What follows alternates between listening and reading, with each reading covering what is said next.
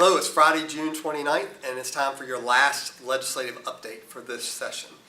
We do have an adjournment resolution, House Bill 1101, that says we are coming back for sure. But before we talk about that, let me tell you about the one bill that really impacted your practice this week. House Bill 382, which was the Department of Insurance Omnibus Bill.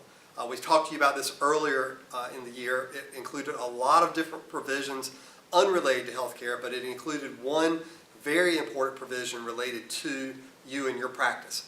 It allowed for the first time contracts between commercial insurance companies and you to do at-risk share scenarios. So to do value-driven systems of care, just like we've been talking about, to be able to get away from traditional fee-for-service. That bill was rejected by the governor. It was vetoed by the governor last week.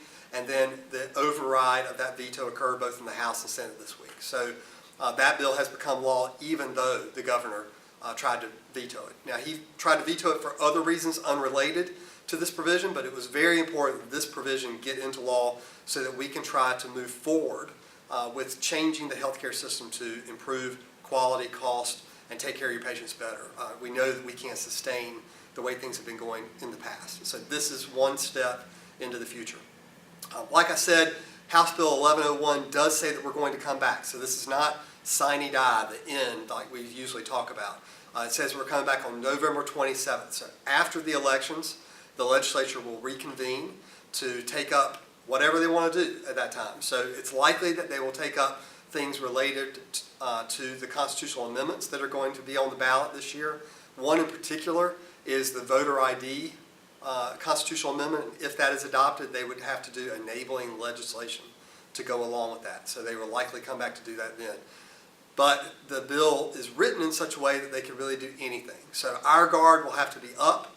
Your regular communications with your legislators, just like you've done all through the legislative session, will have to continue throughout the election cycle. You guys always do a great job of participating in elections and being sure to get out and vote.